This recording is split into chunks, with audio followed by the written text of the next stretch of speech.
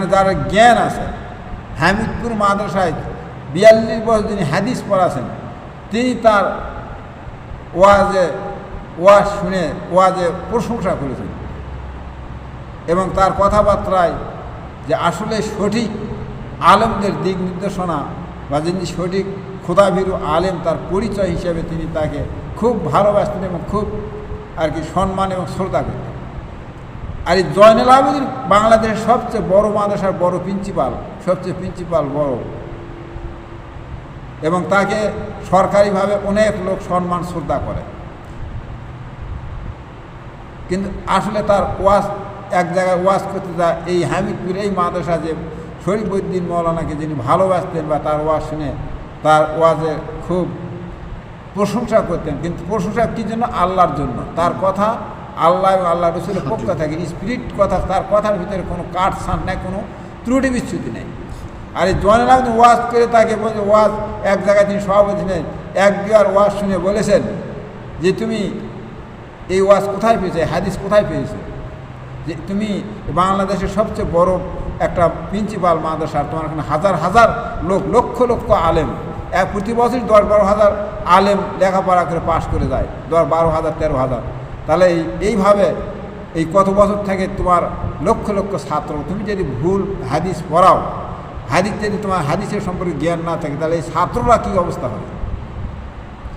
আলেম কাকে বলে আমি এর থেকে আর দিক নির্দেশনা বুঝে নিতে হবে। আমি আর বেশি কথা উচ্চারণ করা যাবে না। কোরআন হাদিসে আলেমদের সংজ্ঞা হলো আল্লাহর ভয়। যদি লেখাপড়া শিখেই যদি আলেম হতো, তাহলে রসুলের যুগে অনেক বড় বড় পণ্ডিত ছিলেন, তাওরাত এবং ইঞ্জিনিয়ার, তারাই রসুলের আনুগত্য না করার জন্য তারা জাহান্নামী হয়েছে। আলেম যদি জাহান্নামী হয়, তাহলে দুনিয়া তার কি? আলেমদের স্থান হল নবীদের পরেই, নবীদের উত্তরসূরি হচ্ছে আলেমগণ। আবার এই আলেম হলো শয়তানের উত্তরসূরি, ইবলিসের উত্তরসূরি। যে এ বিষয়ে আজকে হয়তো আমি বিশেষ কথা বলার সময় হবে না।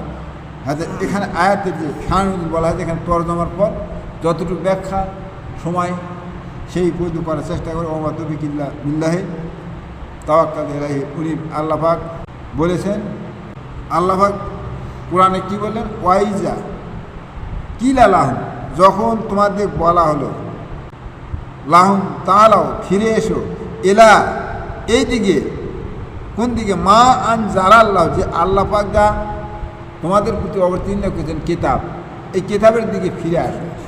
তাওরাত ইঞ্জিনের পণ্ডিত ছিলেন, পাঠ করেছেন, মুখস্থ করেছেন, কিন্তু তারাই নিয়ম নীতি মেনে চলেন নাই। এই অনেক তারা চালাক চতুর ছিলেন মুনাফিকেরা, মানে ইহুদিরা। এখনও ইহুদিরা চালাক চতুর। আর চালাক চতুরকে আমরা অনেক মানুষ তাদের শিক্ষা দীক্ষাকে ভালোবাসে। আজকে এই রেজাল্ট হলো, রেজাল্ট আজকে অনেক লোক খুব আনন্দে আত্মহারা হয়েছে, যাদের ছেলেমেয়েরা A+ পেয়েছে, গোল্ডেন প্লাস পেয়েছে, তারা এই দুনিয়ার ইহুদি নাসাদের শিক্ষা, কৃষ্টি কালচার শিক্ষা করে তারা আনন্দ উৎফুল্ল করতেছে। তাদের পরিণতি কী হবে আল্লাহ ভালো জানে, এত ব্যাখ্যা দেওয়ার দরকার নেই। পরকালে গেলেই হিসাব হবে, তুমি অর্থ অনেক কোথায় কি খরচ করেছো। এই দুনিয়ার ধন সম্পদ টাকা পয়সা সব আল্লাহ, সব আল্লাহ। এরা বিশ্বাস যাদের নেই তারা এখনও ইমান আনে নেই। ইমানদার তো নাই, তারপরে ইমান যদি সে আনে, এরকম ইমানদার যদি হয়, আমলের ত্রুটি থাকলে সে জান্নাতে একবার না একবার যাবে। কিন্তু আমাদের মূল ইমানই তো নেই।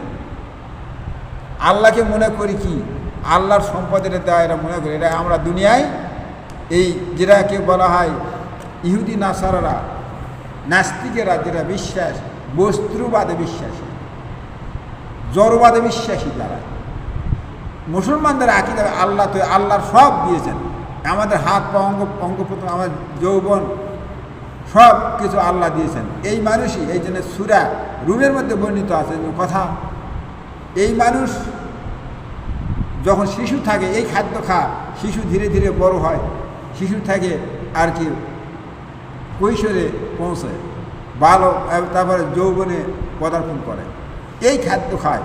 আবার এই মানুষ এই খাদ্য খায় পূর্ণ যুবক, পূর্ণ শক্তির অধিকারী হয়। এই শিশুর থেকে বালক, বালক থেকে কৈশোর এবং যুবক, এবং পূর্ণ যুবক হয়ে যায়, মহা শক্তিশালী হয়ে যায়, ক্ষমতাবান হয়ে যায়। আবার ওই খাদ্যই খাতে খাতে খাতে আবার মানুষ ধীরে ধীরে যখন 50-60 ধীরে ধীরে ধীরে ধীরে আবার দুর্বল হয়ে যায়। এটা কোরআন শরীফের মধ্যে আছে, সূরা রুমে। তা এই কথাটা আমাদের বিশ্বাসে এখনো আসে নাই। থাকলে আমাদের এই এই এই কাজগুলি এই কোরআন আমরা শুনি না, বুঝি না। কোরআন না শুনলে, না মানলে তার পরকালে নাজাত তারাই অন্ধ অবস্থায় উঠবে।